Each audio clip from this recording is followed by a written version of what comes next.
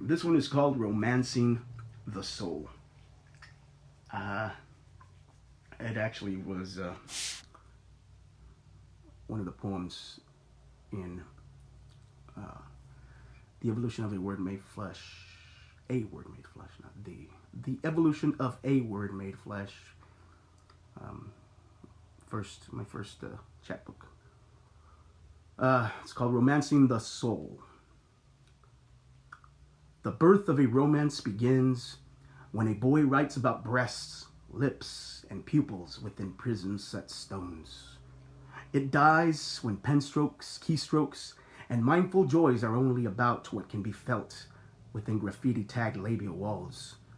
The brick and mortar of belly-button ring flesh licked down to her eternal grout skin overlay of calcium bone, that carnivorous prenatal channel. He is a poetical virgin afraid to be inspired by anything other than female glands, her dyed hair, the shaven flesh of any woman. But after her sacred periodical pomegranate plum stains deny his admittance for gratification, he moves himself to seek another romance, this one with words. This affair wades deeper in the waters of lithium paint thinner lacquer and combustible flammable thoughts. Loosed now from the umbilical cord of her, he's birthed into a smorgasbord apocalypse of ideas and words to search out his darkness, his light, to throw away or keep away self, to expand on the shame and hurt of his people to expound on the shame and hurt of his people he sees being as birds bathing morose in the mud of politics and religion, words that make elementary ears wax eccentric. To expose popularity polls as prepared presidential hikes for approval, slicing minds that are inbred with patriot, conservative parrot, or radical leftist rights.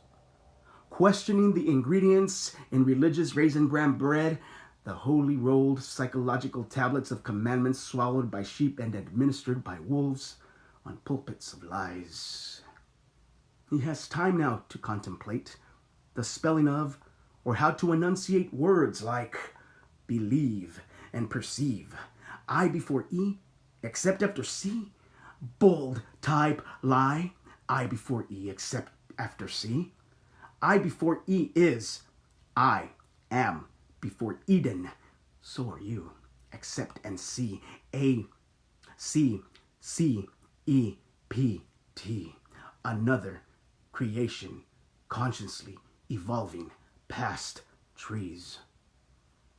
The first acronym of the species of man. For as once he was blind, he now perceives that if Jesus' blood was spilled once for the souls of all living, I suppose a woman must bleed once a month to rescue an unborn soul from possibly not having the chance to decide what to believe in. He now writes understanding why sex is so overrated, not as an act to enjoy, but in comparison to what it can birth. And Einstein, the next Luther King Jr., the next Lenin or Marley, Van Gogh, Cesar E. Chavez or Juarez. The other half of these a rib, most believe, yet to him, he perceives it's the feminine soul's destiny to walk in the footsteps of Madame Curie, or Keller, Kalo, or Joplin, Earhart, or Angelo. So not all women are whores, and not all men in power are warmongering, soul-caging scoundrels. If we are to turn back toward Eden, the young poet asks, what are we to believe in? If not in our highest of self, should we perceive us blasphemous?